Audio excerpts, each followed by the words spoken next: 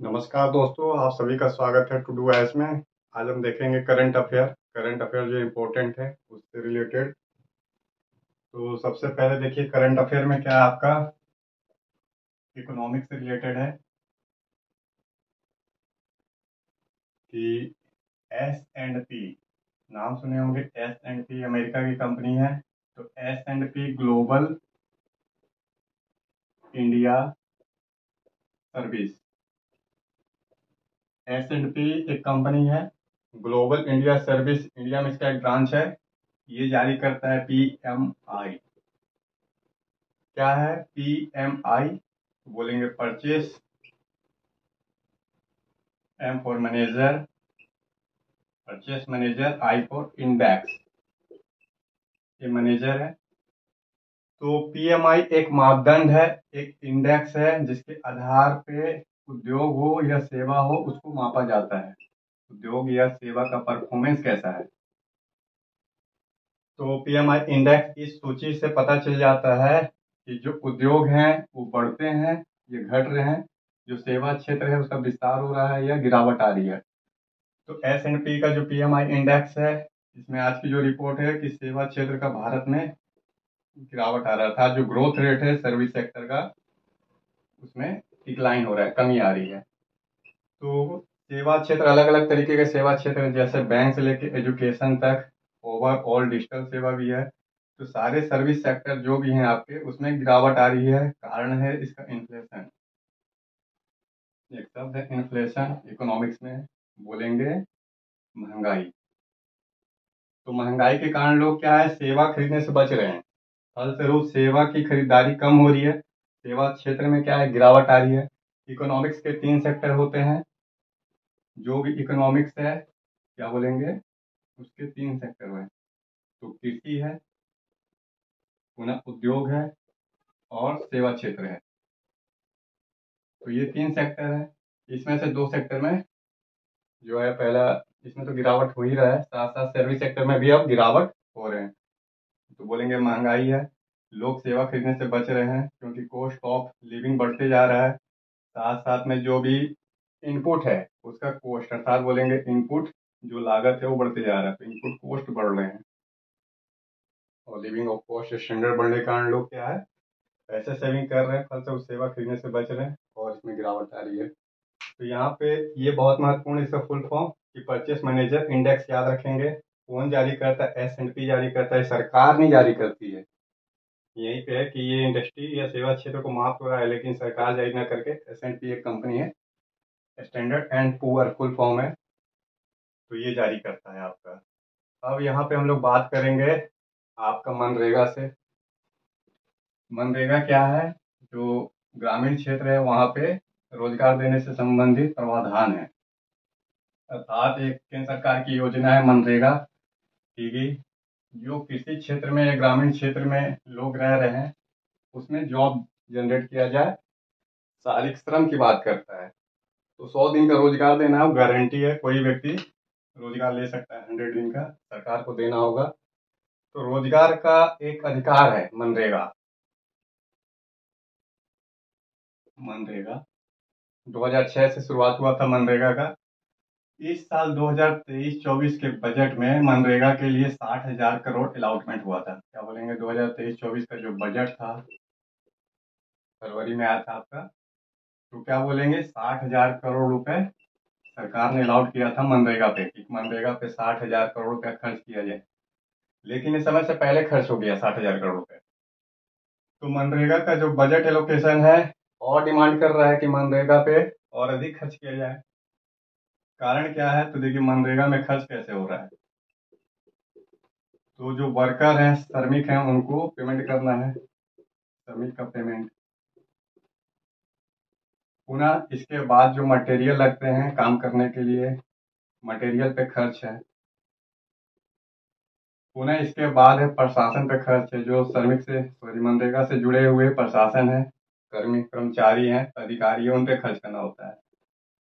तो ओवरऑल 60,000 करोड़ रुपए जो है इन तीनों सेक्टर पे समाप्त हो गए हैं और अधिक 24,000 करोड़ की जरूरत पड़ेगी इसे। तो जो नेक्स्ट बजट आने वाला है 24-25, उससे पहले ही 24,000 करोड़ रुपये सरकार और इसे एलोकेशन करेगी। अभी फिलहाल सरकार ने 10,000 करोड़ जारी कर दिया है, 10,000 करोड़ जारी कर चुकी है अलॉटमेंट। तो आप देखेंगे कि बजट जो एलोकेशन होता है किसी भी योजना को, मंत्रालय को समय से पहले भी खराब समाप्त हो सकते हैं। तो अतिरिक्त अनुपूरक बजट इसे बोलते हैं, एक शब्द है अनुपूरक बजट। तो ये खर्च किया जाता है कि ठीक है खर्च कर देंगे। तो ये आपका मनरेगा से रिलेटेड इसमें क्वेश्चन है कि सरकार एलोकेशन कितना की है, बोलेंगे 60,000 करोड़ रुपए।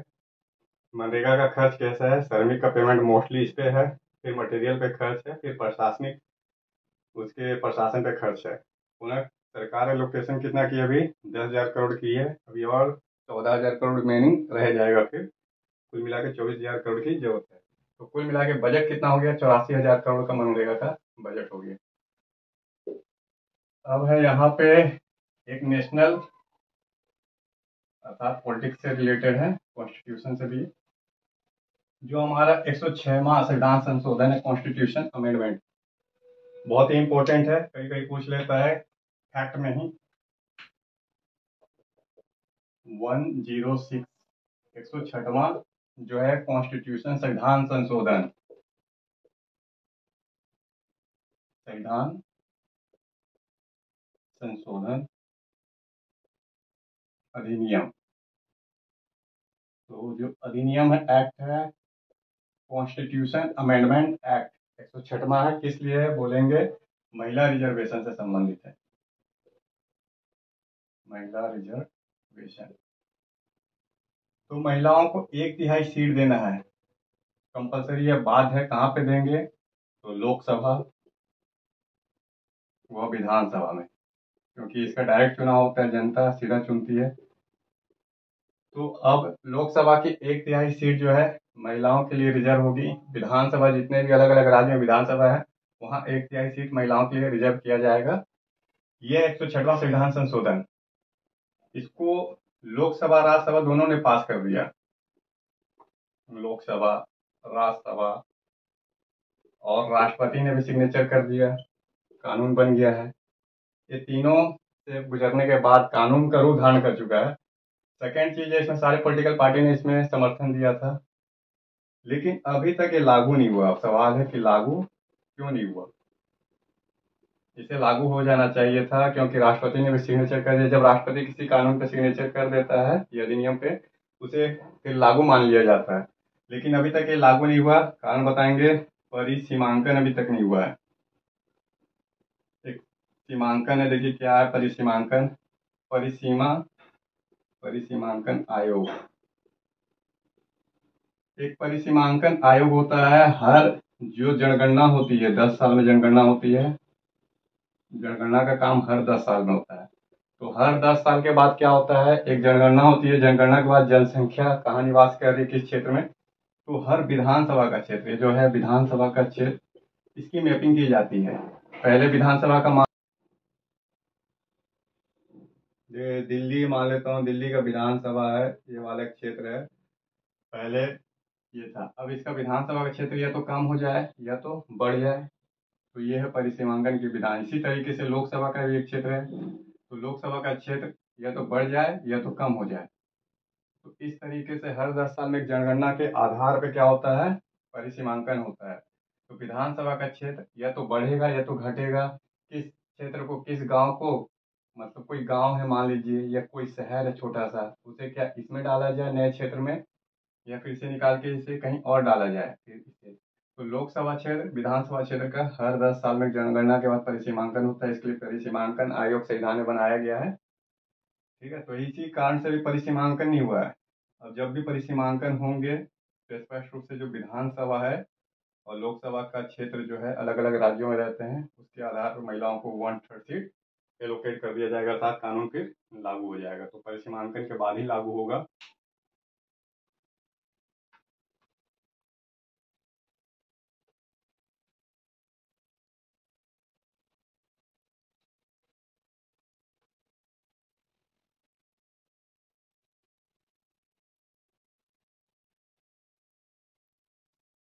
अब यहाँ पे एक और चीज देखिए, एक शब्द आ रहा है जब एयर क्वालिटी इंडेक्स।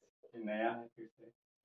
तो जो एयर क्वालिटी इंडेक्स है पॉल्यूशन से रिलेटेड, मैंने आपको बताया था कि वायु की क्वालिटी चेक करने के लिए एयर क्वालिटी इंडेक्स की वायु की गुणवत्ता कैसी है।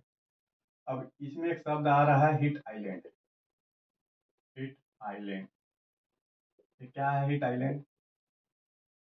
कि कोई भी जो शहर होते हैं, मान लेता हूँ ये शहर है, कोई सिटी है, तो यहाँ पे शहर में क्या होते हैं, उद्योग है, परिवहन है, अलग अलग गाड़ी चल रही है, डीजल पेट्रोल निकल रहे हैं, फैक्ट्री चल रही है, चिमनी भट्टी है, एसी चल रहे हैं, ठीक है। अन्य भी जो क्रियाकलाप है इसमें, इसके कारण शहर का तापमान जो रहता है, ये शहर है इस सिटी का तापमान, जैसे दिल्ली का ही मान लीजिए, तो तापमान अपने आसपास के क्षेत्र से, ये जो आसपास का क्षेत्र है इससे कम रहता है, और ये अधिक रहता है। तो शहर के आसपास का क्षेत्र ठंडा है, सिटी अधिक गर्म है। उद्योग, परिवहन, चिमनी, एसी, ये सब जो भी मानव की एक्टिविटीज क्रियाकलाप के कारण शहर क्या रह रहे हैं, वो गर्म हो जा रहे हैं। शहर गर्म हो रहा है, और शहर के जो बाहर साइड है, आउटर क्षेत्र जो बाहर, वो ठंडे हैं। तो यहाँ पे क्या है, गुंबद बन जाता है ऐसे करके, जो वायु है उड़ती है, गुंडाकार रूप ले लेती है, यही है हीट आइलैंड। गर्मी, गर्मी के कारण क्या होता है, कोई भी चीज गर्म होकर ऊपर की ओर उठती है, संबंध धारा बन जाता है, और आसपास का क्षेत्र जो है वो ठंडा रहता है। तो ठंडी वायु क्या है, एक ऐसे सर्कल चलेगा कि गर्म वायु ऊपर उठी, ठंडी वायु इसका स्थान लेगी, ठीक है। तो इसे ही हम लोग बोलते हैं heat island. Heat island climate से जुड़ा हुआ है, क्या बोलेंगे, क्लाइमेट से जुड़ा हुआ शब्द है, जलवायु से। कौन से जलवायु बोलेंगे, मानव जनित, मानव जनित जलवायु, अर्थात मानव की सारा काम क्या है, मानव के द्वारा हो रहा है, मानव एक्टिविटीज के द्वारा। जब वायु गर्म होकर किसी शहर में ऊपर की ओर उठती है, तो उसके आसपास की वायु जो ठंडी रहती है उसका स्थान ले लेती है, और जो शहर है अपने आप में एक हीट आइलैंड में बदल जाता है। शहर गर्म हो रहे हैं, हर शहर गर्म हो रहे हैं, किसी भी शहर में जाएंगे तो आपको गर्मी महसूस होगा। तो तापमान में अंतर कितना आ जा रहा है आपका, कि ये शहर है तो 4-4 डिग्री सेल्सियस का अंतर आता है, और बाहर में 4 डिग्री सेल्सियस कम रहेंगे। इसका मतलब है, मान लेता हूँ मैं, दिल्ली में कभी 40 डिग्री सेल्सियस है, तो उसी समय उसी क्षण में जो 4 डिग्री कम करके 36 डिग्री कर दीजिए, कि हरियाणा उत्तर प्रदेश का जो ग्रामीण बेल्ट है दिल्ली के चारों साइड, वहाँ तापमान कम होंगे। ये है आपका heat island. Air quality index जब आप पढ़ेंगे तो इसमें हीट आइलैंड भी पढ़ेंगे।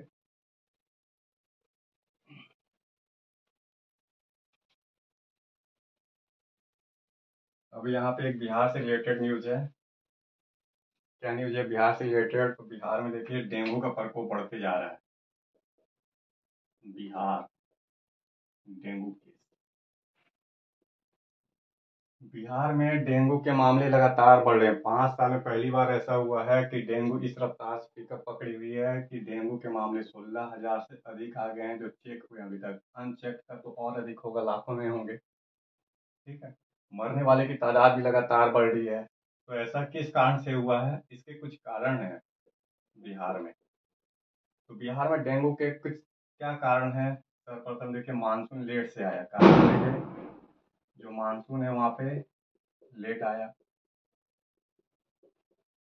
इसके बाद मानसून देर तक रहा, जो मानसून था देर तक रहा, लेट से आया लेकिन देर तक, अक्टूबर तक रहा।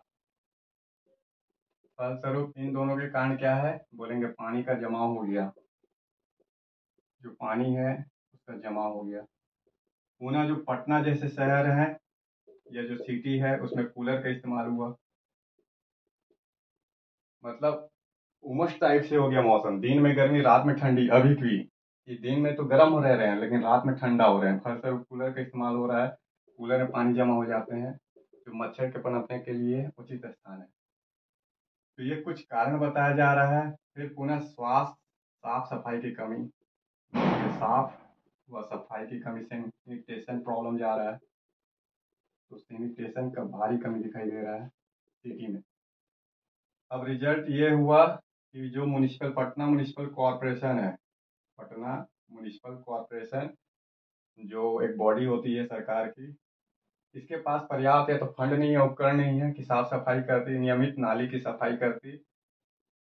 ठीक है, डेंगू को भगाने के लिए, मच्छर को समाप्त करने के लिए उपाय करते हैं। रिजल्ट ये है, धीरे धीरे शहर में फैला और अन्य जगह आसपास के ग्रामीण क्षेत्रों में फैल गया। तो ये कुछ कारण है डेंगू। डेंगू होता है क्या है, तो बोलेंगे डेंगू मच्छरों से होता है। ठीक है, डेंगू में क्या होता है, तो बोलेंगे प्लेटलेट्स की कमी हो जाती है, खून में प्लेटलेट्स है, प्लेटलेट, ये प्लेटलेट्स इसकी कमी हो जाती है। 15,000 के नीचे जो प्लेटलेट्स है वो चले जाते हैं, उसके बाद खून चढ़ाना पड़ता है। लेकिन बिहार में एक अलग से डेंगू के लक्षण निकल रहे हैं। बिहार में जो विशेषज्ञ हैं उनका कहना है डेंगू के कारण लीवर इन्फेक्शन प्लस लंग जो फेफड़े हैं उसमें इन्फेक्शन आ रहा है। तो लीवर के साथ साथ जो फेफड़ा है ये दोनों इन्फेक्ट हो रहे हैं, डेंगू के कारण नए लक्षण बन रहे हैं। खून की तो कमी हो ही रही है, साथ साथ में ये भी है। तो डेंगू देखिए बिहार में कब तक रुकेगा, और सरकार क्या क्या उपाय कर रही है। क्या सरकार के पास इतना फंड है, टेक्नोलॉजी है, मानव संसाधन है कि डेंगू पे लगाम लगाए बिहार सरकार।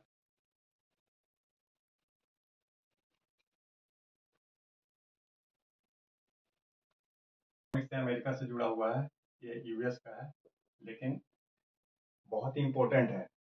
एक नाम आता है, बार बार आ रहा है पेपर मीडिया में, सैम बैंक मैन फ्राइड। क्या बोलेंगे, सैम बैंकमैन फ्राइड, या सीधा याद रखिए बैंकमैन, या ऐसे नाम याद रखिए सैम बैंकमैन। ये क्या है, ये इन्हें क्रिप्टो करेंसी का राजा बोला जाता है, क्रिप्टो किंग बोला जाता है। अब क्रिप्टो क्या है, क्रिप्टो एक डिजिटल करेंसी है, बोलेंगे डिजिटल करेंसी, अर्थात पैसा है डिजिटल फॉर्म में। फिजिकल फॉर्म में जैसे आपको 1,000 के नोट, सॉरी 2,000 के नोट जो भी दिखाई दे रहे थे, 500 के नोट, 100 के नोट, वैसे ना रह के डिजिटल रूप में करेंसी रहे, तो इसे बोलते हैं क्रिप्टो करेंसी। भविष्य जो है क्रिप्टो करेंसी का है कि अब कागज का पैसा ना बन के, जो भी धातु के सिक्के ना बन के डिजिटल रूप में ही करेंसी रहेंगे। तो इसकी शुरुआत हो चुकी है। क्रिप्टो किंग कहा जाता है बैंक सैम बैंकमैन को। इन्होंने FTX एक एक्सचेंज बनाया था, FTX एक्सचेंज, जहाँ पे क्रिप्टो करेंसी लोग खरीदते थे। ये करेंसी डिजिटल करेंसी आपको खरीदना होगा, इसके लिए एक्सचेंज होते हैं, यहाँ पे खरीदा जाता था या बेचा जाता था, तो खरीदा गया। ठीक है, खरीदने के लिए FTX एक्सचेंज बनाए थे सैम बैंकमैन ने। इन्होंने लोगों से क्या किया, पैसे इकट्ठा किया, लोगों ने इसमें इन्वेस्ट किया या खर्च किया मान लेते हैं। ठीक है, क्रिप्टो करेंसी खरीदा लोगों ने, क्या क्रिप्टो करेंसी। तो लोगों से इन्होंने क्रिप्टो करेंसी का पैसा तो ले लिया खरीदने के लिए, लेकिन उस पैसे को इन्होंने डाइवर्ट कर दिया। कहाँ डाइवर्ट किया, इन्होंने पैसे का कहाँ डाइवर्जन किया, तो पैसे से इन्होंने आलीशान घर खरीदे, अलग अलग जगह आलीशान मकान, लग्जरियस अपार्टमेंट, रियल एस्टेट खरीदा, पुनः चुनाव में फंडिंग किया, राजनेताओं को डोनेशन दिया, तो राजनीतिक फंडिंग किया। इसके बाद है हेज फंड में पैसा डाला, हेज फंड है अर्थात इन्वेस्टमेंट का एक, ये भी करप्ट करने के लिए, मतलब भ्रष्टाचार करने के लिए एक हेज फंड डाला था नाम भर के लिए। तो बोलेंगे इन्वेस्टमेंट के लिए होता है हेज फंड। हेज फंड एक फंड है, छोटा सा समझ लीजिए बैंक टाइप से, कि कुछ लोग मिलकर फंड इकट्ठा कर लिया और इन्वेस्टमेंट कर रहे हैं, तो हेज फंड में इन्होंने पैसा डाला। कहाँ कहाँ पैसे का डाइवर्जन किया, ये सेम बैंकमैन ने। आलीशान घर खरीदे इन्होंने, चुनाव में फंडिंग किया, अमेरिका में राजनीतिक फंडिंग किया। इसके बाद हेज फंड में पैसा डाले, जो इन्वेस्टमेंट था अलग अलग जगह बिना सोचे समझे किए। और क्या था कि इसके बाद इन्होंने FTX जो कंपनी बनाई थी एक्सचेंज, इसका बड़े बड़े जो सेलिब्रिटी होते हैं उनसे प्रचार प्रसार कराया। तो प्रचार प्रसार जोर शोर से कराया सेलिब्रिटी से। ठीक है, बड़े बड़े जैसे हैं क्रिकेटर हैं, तो बास्केटबॉल के खिलाड़ी हैं, सिंगर हैं, और जो भी हॉलीवुड के हीरो डायरेक्टर हैं उनसे खूब प्रचार प्रसार इन्होंने कराया। ऐसे करके लोगों का मतलब कर दे, उसके पैसे का इन्होंने क्या किया, तो गलत तरीके से डाइवर्जन कर दिया। रिजल्ट ये हुआ, जो लोग थे, अर्थात इन्वेस्टर यही होते हैं, लोग इन्वेस्टर, इनके $32 बिलियन, क्या बोलेंगे, $32 बिलियन का गबन कर गए। स्वाहा हो गया $32 बिलियन।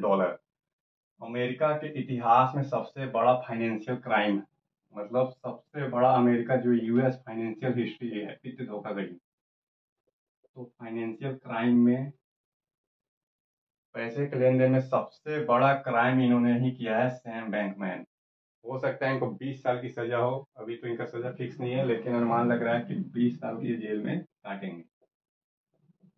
तो देखिए 20 साल की सजा हो सकती है। तो इसको मैं क्रिप्टो किंग कहा जाता है इन्हें। ठीक है।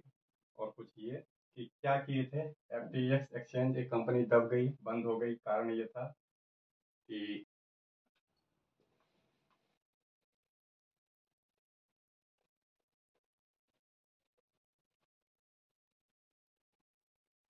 एक है श्रीलंका से रिलेटेड, भारत और श्रीलंका।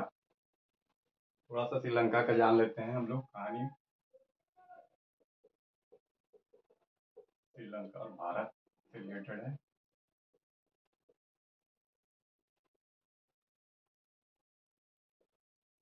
संबंधित है। देखिए क्या है श्रीलंका, इसकी राजधानी क्या है, कोलंबो है। कोलंबो भारत के दक्षिण में है, श्रीलंका छोटा सा कंट्री है। इसका मेन बिजनेस क्या है, कहाँ से पैसे आते हैं श्रीलंका के पास, तो बोलेंगे पर्यटन, लोग घूमने जाते हैं टूर के नाम पे। तो टूरिस्ट जाते हैं, मोस्टली टूरिस्ट भारत से रहते हैं, जो पर्यटन है भारत से। पुनः श्रीलंका क्या सेकंड नंबर पे चाय बेच के कमाता है, प्लांट है, इंडस्ट्री है, तो उससे एक्सपोर्ट करके कमाता है। तो चाय का एक्सपोर्ट कर रहा है ये, और पर्यटन से पैसा कमा रहा है। लेकिन भारत का कहना है, भारत बोल रहा है कि श्रीलंका को हम मदद करेंगे, इसका इकोनॉमिक्स इंटीग्रेशन, अर्थात भारत और श्रीलंका, जो श्रीलंका है और इंडिया, ये दोनों आपस में क्या करें, इकोनॉमिक्स रूप से इंटीग्रेट हो जाए, इंटीग्रेशन बोलते हैं। मदद करेगा भारत आर्थिक रूप से एकीकरण करने में, मदद करेगा। जैसे भारत का कहना है कि हम आपको दवा फैक्ट्री लगाने में मदद करेंगे, आपके पास रिन्यूएबल एनर्जी का असीम स्रोत है, रिन्यूएबल एनर्जी के लिए हम इक्विपमेंट पैसा देंगे। रिन्यूएबल एनर्जी जैसे सौर ऊर्जा है, क्योंकि क्या है, श्रीलंका एक द्वीप है भारत के दक्षिण में, तो इसके चारों साइड समुद्र है, तो पवन चलती भी है, सौर ऊर्जा है। ठीक है, तो सौर ऊर्जा, पवन ऊर्जा जैसे सेक्टर में भारत खर्च करेगा, प्लस दवा इंडस्ट्री में भारत, जिसमें वर्ल्ड में टॉप दिग्गज में आता है जेनेरिक दवा बनाने में, तो वो दवा बनाने में मदद करेगा इसका। पुनः भारत बोल रहा है इकोनॉमिक्स इंटीग्रेशन के लिए जरूरत है, इसके लिए क्या जरूरत है, ये तो भारत मदद करेगा, लेकिन इकोनॉमिक्स इंटीग्रेशन के लिए पहले दोनों को जोड़ना होगा, अर्थात कनेक्टिविटी। जो कनेक्टिविटी है जुड़े, जैसे सड़क मार्ग, वायु मार्ग, पुनः बैंक वहां पे जाए, काम करे। इसके बाद क्या है कि सड़क मार्ग, वायु मार्ग, बैंक, रेल कनेक्टिविटी, जहाज बंदरगाह से कनेक्टिविटी, जो बिजली लाइन है, बिजली की लाइन है वो लगे, गैस लाइन, तेल, संचार, इन सब से जुड़ जाए। पहले भारत मदद करे श्रीलंका को जोड़ने में, कि हम आपको सड़क से जोड़ने में मदद करें, वायु मार्ग से जोड़ा जाए, आपके यहाँ बैंक लगाया जाए, जैसे स्टेट बैंक का एक ब्रांच भी खुला है वहाँ पे, तो रेल कनेक्टिविटी हो, बंदरगाह से जुड़ जाए, बिजली लाइन इस्टेब्लिशमेंट किया जाए, गैस का पाइप बिछाया जाए, तेल पाइपलाइन बिछाया जाए, संचार के लिए, कनेक्टिविटी के लिए एक जाल बैन बिछाया जाए। ऐसे करके जब इकोनॉमिक रूप से इंटीग्रेट हो जाएंगे, आपस में जुड़ जाएंगे, तो श्रीलंका को मदद मिलेगा बहुत ज़्यादा। अब श्रीलंका क्या है फिलहाल में, पता है आपको, श्रीलंका के ऊपर भारी ऋण है, कर्ज में डूबा हुआ है श्रीलंका। तो world bank, international monetary fund ने लगातार श्रीलंका की मदद कर रहे हैं, लेकिन भारत जो है, ध्यान दीजिए यहाँ पे, जो श्रीलंका है अभी ऋण के बोझ में दबा हुआ है। इसको आईएमएफ, वर्ल्ड बैंक मदद तो कर रहे हैं, लेकिन भारत सबसे अधिक मदद कर रहा है।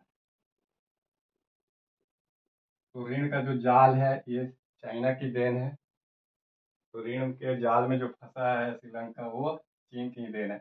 भारत मदद कर रहा है इसका ऋण चुकाने में, और बाकी इकोनॉमिक्स सबसे इंटीग्रेट हो जाएगा, तो इसकी इकोनॉमिक्स फिर से बूम करेगी। पुनः जो वहाँ महंगाई है, बेरोजगारी है, उस पर लगाम लगेगा और श्रीलंका की स्थिति दोबारा से ठीक होगी। तो ये ओवरऑल भारत श्रीलंका से रिलेटेड मुद्दे।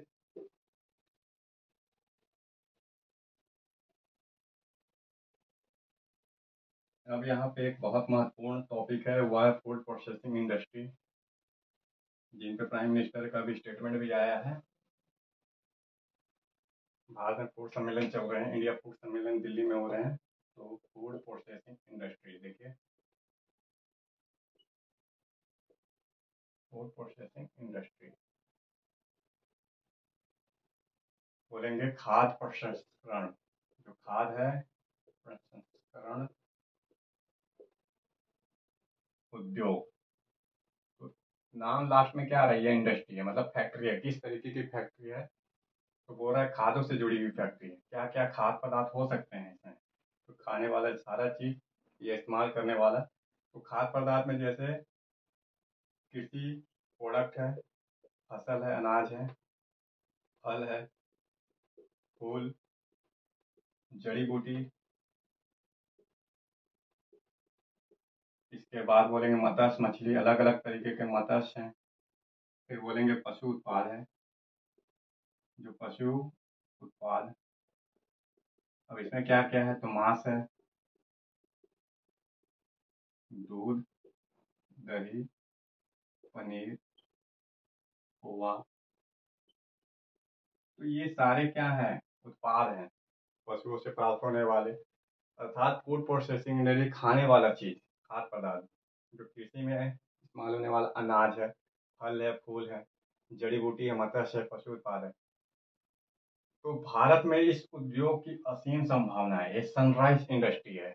कौन सी इंडस्ट्री है, बोलेंगे सनराइज इंडस्ट्री। तो सनराइज इंडस्ट्री है ये।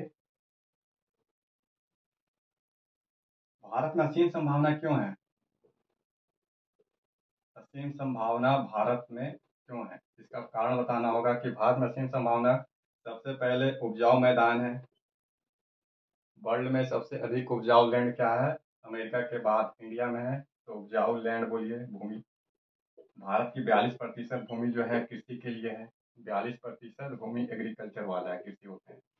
तो गंगा सिंधु का मैदान है भारत के पास। अलग अलग कृषि उत्पाद होते हैं, आलू से लेकर टमाटर, प्याज तक हो रहे हैं। पुनः फल अलग अलग होते हैं, सेब संतरा से लेकर मौसमी, अनानास तक हो रहे हैं। चाय भी अलग से है, कॉफी है, फूल, जड़ी बूटी, इस तरीके से। तो भारत में असीम संभावना है कृषि भूमि की। दूसरा है शहरीकरण तेजी से बढ़ रहा है। भारत का शहरीकरण देखें तो 35% के ऊपर चला गया है। प्रति व्यक्ति आय बढ़ रही है, लोगों का क्या, प्रति व्यक्ति आय बढ़ रही है। जो पैक्ड फूड है, जो पैकिंग वाला जैसे फूड है, मान लीजिए जो चिप्स खा रहे हैं पैक्ड फूड है, ये कुरकुरे खा रहे हैं भी पैक्ड फूड है। तो पैक्ड फूड की मांग लगातार बढ़ती जा रही है। ठीक है, तो क्या बोल रहे हैं आपको, उपजाऊ कृषि भूमि है, शहरीकरण है, प्रति व्यक्ति आय बढ़ा, पैक्ड फूड की मांग बढ़ी। फिर सरकार ने क्या है, पॉलिसी चलाया। जो सरकार नीति बनाई है वो इन्वेस्टर फ्रेंडली है, कि इन्वेस्टर आए, इन्वेस्टमेंट करे इस सेक्टर में। कोई उतना विशेष कानून उनका का पालन करने की जरूरत नहीं। पहले कानून टफ होते थे, उसको हटा के धीरे धीरे investor policy, investor friendly policy बनाई सरकार ने। पुनः यहाँ पे क्या बोलेंगे आप, कि सरकार अलग से योजना भी चला रही है, जैसे एग्रीकल्चर इंफ्रास्ट्रक्चर फंड। ये अलग से फंड है, अर्थात एग्रीकल्चर में इन्वेस्टमेंट करने के लिए 50,000 करोड़ सरकार ने डाल दिए हैं। तो एग्रीकल्चर में सरकार 50,000 करोड़ डाल चुकी है। पुनः सेल्फ हेल्प ग्रुप बनाई है, लोगों को। सेल्फ हेल्प ग्रुप क्या है, कुछ लोग जुड़ गए और फूड प्रोसेसिंग इंडस्ट्री में विशेष रूप से महिला, इसको 1-1 लाख रुपया दे रही है सरकार। 1 लाख रुपए दे रही है। तो सेल्फ हेल्प ग्रुप, 1 लाख से अधिक सेल्फ हेल्प ग्रुप बन गए। 1-1 लाख रुपया उपलब्ध कराया जा रहा है सेल्फ ग्रुप, हेल्प ग्रुप को। महिला विशेष रूप से है। पुनः सरकार मत्स्य संपदा योजना चला रही है, मत्स्य संपदा योजना। इसमें भारी मात्रा में इन्वेस्टमेंट कर रही है सरकार, कि मछली पालन के लिए सरकार ने बहुत ज़्यादा इन्वेस्टमेंट किया है। तो मत्स्य संपदा, मत्स्य एक हिस्सा है फूड प्रोसेसिंग उद्योग का। पशुपालन के लिए अलग से सरकार की योजना है, बागवानी के लिए अलग से है कि बागवानी करें, फूल और जड़ी बूटी के लिए। पशुओं का हेल्थ बीमारी के लिए अलग से अस्पताल, कॉलेज, यूनिवर्सिटी बनाए हुए हैं। तो इस तरीके से ओवरऑल सरकार का भी ध्यान है। और रिजल्ट ये हुआ, इसमें आपको बताना होगा कि ये देखिए उपजाऊ मतलब संभावना लिखने के बाद सरकार का कुछ स्टेप लिखिएगा। अब बताना होगा कुल एफडीआई इसमें लगातार बढ़ते जा रहे हैं। 50,000 करोड़ तो सरकार ने डाला एग्रीकल्चर फंड में। एफडीआई जो फॉरेन इन्वेस्टर है, विदेश का जो पैसा इंडिया में आया है, फॉरेन डायरेक्ट इन्वेस्टमेंट किस सेक्टर में, फूड प्रोसेसिंग इंडस्ट्री में 50,000 करोड़ आ चुके हैं अभी तक, पुनः आगे भी आएंगे। और फिर सरकार क्या है, मेगा फूड इंडस्ट्री स्थापित की हुई है, मेगा फूड पार्क लगाई हुई है, जो विशेष रूप से पार्क होते हैं जहाँ फूड प्रोसेसिंग इंडस्ट्री लगते हैं। लाइन से फूड प्रोसेसिंग इंडस्ट्री होंगे, पैक करने से लेकर प्रोसेस करने तक, एक्सपोर्ट करने तक फैसिलिटी होती है। तो ये है। अब है कुल कृषि, जो कृषि का एक्सपोर्ट कर रहा है भारत, अगर एक्सपोर्ट कर रहा है मान लीजिए 100 रुपये का, अगर कुल कृषि उत्पाद 100 रुपये का कर रहा है तो इसमें 23 रुपये कहाँ से आ रहे हैं, बोलेंगे फूड प्रोसेसिंग इंडस्ट्री, एफपीआई बोलते हैं। एफडीआई एफपीआई में अंतर है। एफडीआई इन्वेस्टमेंट है, विदेशों का फॉरेन डायरेक्ट इन्वेस्टमेंट, विदेशों से आया हुआ पैसा। और एफपीआई इसका शॉर्टकट नाम है फूड प्रोसेसिंग इंडस्ट्री। तो फूड प्रोसेसिंग इंडस्ट्री उन राज्यों के लिए तो विशेष रूप से है जहाँ पे कृषि उपजाऊ है, या पहाड़ी क्षेत्र उनके लिए विशेष रूप से है। लेकिन असीम संभावना वाले राज्य हैं भारत में, जैसे क्या बोलेंगे, बिहार है, उत्तर प्रदेश। और बिहार और उत्तर प्रदेश में पानी बहुत ज़्यादा है, साथ साथ में कृषि श्रम है, जनसंख्या अधिक है, शहरीकरण ही बढ़ रहे हैं। तो overall food processing industry Himalaya क्षेत्र से लेकर दक्षिण भारत तक है, और ये सनराइज उद्योग है। बस आज के लिए इतना ही, फिर मिलेंगे हम लोग नेक्स्ट क्लास में। तब तक के लिए नमस्कार।